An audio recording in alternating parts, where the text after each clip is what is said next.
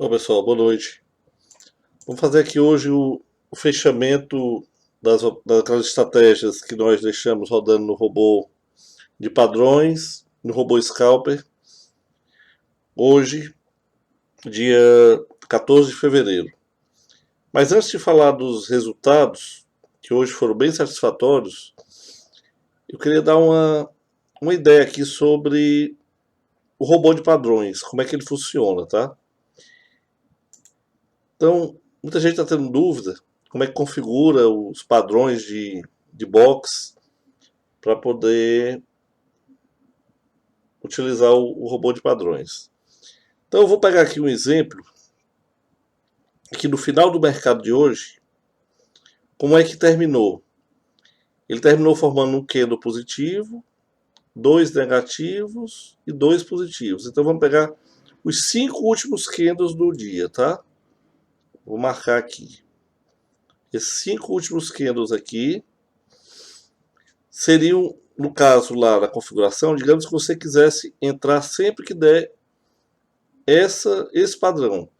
2 candles positivos, 2 candles negativos e um positivo você quer entrar na compra. Então, como é que ficaria a configuração lá? Ficaria P de positivo, referente a esse último, NNPP. Então, toda vida que aparecer esse padrão aqui, PP, PNNPP, ele entra na compra. E o inverso ele faz também. Se aparecesse o negativo, 2 positivos e 2 negativos, ele ia entrar na venda. Você nem precisa se preocupar em fazer o espelhamento desse padrão. O próprio robô já entende que se aparecer esse padrão aqui, você quer entrar na compra, e se aparecer o inverso desse padrão, que seria um negativo, 2 positivos e 2 negativos, seria o contrário, né?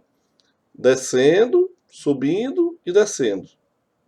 Você entra na venda. Então, na hora de configurar, você vai procurar padrões de até 5 boxes. Digamos que você queira um padrão só de 3 boxes, tá? Que é um dos que a gente está usando ali. Então você pensa assim, ó, eu quero só 3 boxes, que ele avalie para mim 3 boxes. Os 3 últimos boxes. Deixa eu diminuir aqui para o quadrado ficar. Não estou conseguindo aqui.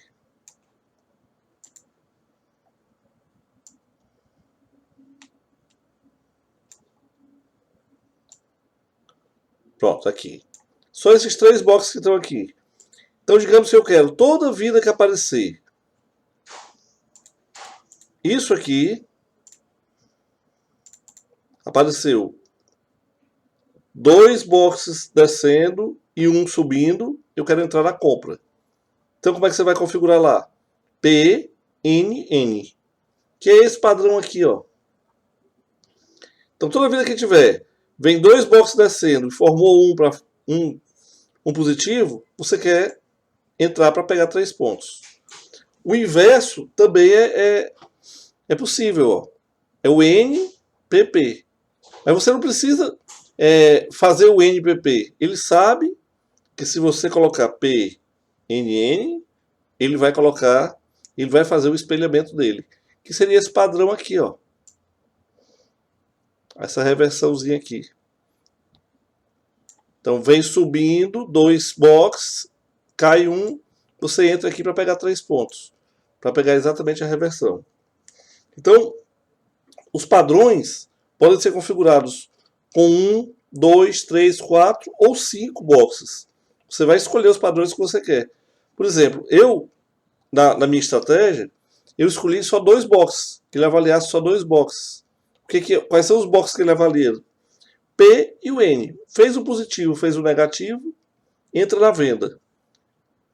O espelhamento seria um negativo e um positivo. Então, onde é que eu entraria aqui nessa tela? Com o meu padrão PN. Aqui, ó. Formou um negativo, formou um positivo. Eu vou entrar aqui. Continuou formando positivo, formou um negativo. Concorda comigo que esses dois formam o meu padrão? Positivo e negativo. Entra para pegar 3 pontos. Formou mais algum padrão aqui? Não, aqui está negativo, negativo, negativo, ó, todo o tempo. Opa, negativo com positivo. Eu vou entrar aqui para pegar 3 pontos. Então eu estou procurando entrar nessas reversões. Já a estratégia da Aline, ela busca padrões que formem pelo menos 2 positivos e um negativo. Então ela quer pegar isso aqui, ó. Aqui, ó. Ela entraria aqui, ó. 2 negativos, um positivo. Ela entra na compra. Ah, mas tem 8 positivos aqui e nenhum negativo, não entra em nenhum desses. Vai aguardar até aparecer um negativo. Ó, o padrão aqui, os 3. Positivo, positivo, negativo. Ela entra aqui. Quando o dela livra disso aqui, ó. Deixa eu voltar aqui um pouco. Pronto, quando tem esse tipo de padrão aqui, que a gente chama um código de barra ou dente de jacaré, né? O pessoal chama aí vários moedor de CPF, seja o que for, que você deve chamar esse padrão aqui, que é um sobe e desce, é uma briga no mercado aqui, de vai positivo, negativo, positivo, negativo, positivo, negativo. O meu padrão, ele vai entrar, ó, formou um positivo, formou um negativo, ele vai entrar aqui. Vai estopar. Formou positivo, ele entraria aqui, levava outro stop. Aqui, levava outro stop. Até que conseguiria entrar aqui e pegar 3 pontos. Então, o meu sofre muito nessa situação, porque ele entra em tudo. Já o da Aline, como precisa de 2 boxes positivos e um negativo para ela entrar, nesse padrão aqui, nesse momento do mercado aqui, ela só entraria aqui, ó. Levaria um stop também. Mas ela não entra mais dessas outras. Porque ela não tem 2 boxes positivos ou 2 negativos para formar um inverso para ela poder entrar. Então, ela não entraria em nenhum, somente nesse primeiro aqui. Aí, um trader que está usando o padrões do Renko aproveitou as nossas 2 estratégias aqui, a PN, PNN, e fez, eu vou fazer a PNNN. O que quer dizer? Ele quer esperar no mínimo 3 boxes caindo e um positivo para entrar. Aqui, ó, esse tipo de padrão aqui, ó. O meu basta 2. O dele já precisa de 3. Aí ele formou um outro precisando de 4 e um positivo. Ou seja, 4 ó, já é mais difícil de entrar. Porque ele formar no mínimo 4. Aqui, ó, 3, 6. Formou 4, formou. Formou um para cima, entraria aqui. Então aqui teria uma entrada. Aí entraria o de 4, entraria o de 3 e o de 2, né? Porque formou todos os padrões aqui. O PNN, o PNNN e o PNNNN. Agora, aqui, por exemplo, nessa hora aqui, o que está esperando 4 negativos para entrar não entraria. Só entraria o de 3 N's, o de 2 e o de 1. Então essa estratégia aqui, no começo da manhã, ela está conseguindo fazer a meta de 10 pontos. As 4 estratégias juntas, não exatamente no mesmo tempo.